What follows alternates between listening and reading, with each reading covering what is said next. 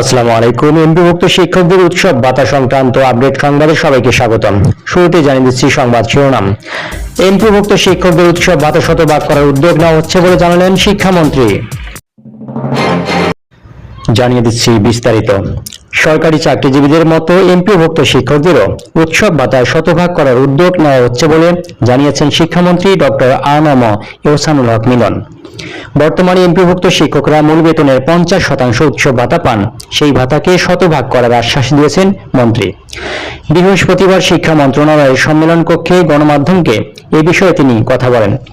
সাংবাদিকরা জানতে চেয়েছিলেন, যেখানে সরকারি চাকরিজীবীরা মূল বেতনের শতভাগ উৎসব ভাতা পান, সেখানে বেসরকারি শিক্ষকরা কেন একই সুবিধা পাচ্ছেন না। এর আগে আপনারা জানেন, আমি স্টেট মিনিস্টারের কাজ করার সুযোগ হয়েছিল আমাদের সাবেক প্রধানমন্ত্রী বেগম খালেদা জিয়ার সাথে। আজকে আমরা কাজ করব।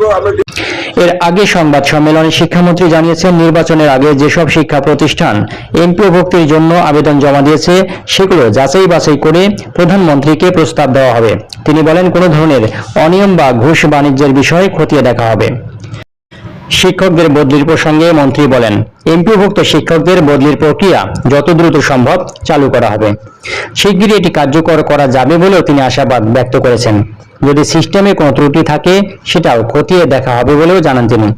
বেতন বিলম্ব নিয়ে তিনি আরো জানান, যদি কোনো মাসে বেতন প্রদানে দেরি হয়, বিষয়টি পর্যবেক্ষণ করা হবে এবং তা দ্রুত দেওয়ার ব্যবস্থা নেওয়া হবে। বিশেষ কারণে বিলম্ব হলে সেটিও খতিয়ে দেখা হবে বলে জানিয়েছেন তিনি। দর্শক, এই ছিল এমপিভুক্ত শিক্ষকদের বেতন ভাতা সংক্রান্ত সর্বশেষ প্রাপ্ত আপডেট। পরবর্তী আপডেট সংবাদ জানতে চ্যানেলটি সাবস্ক্রাইব করুন, মতামত জানান কমেন্ট বক্সে। এতক্ষণ সঙ্গে থাকার জন্য সবাইকে অসংখ্য ধন্যবাদ।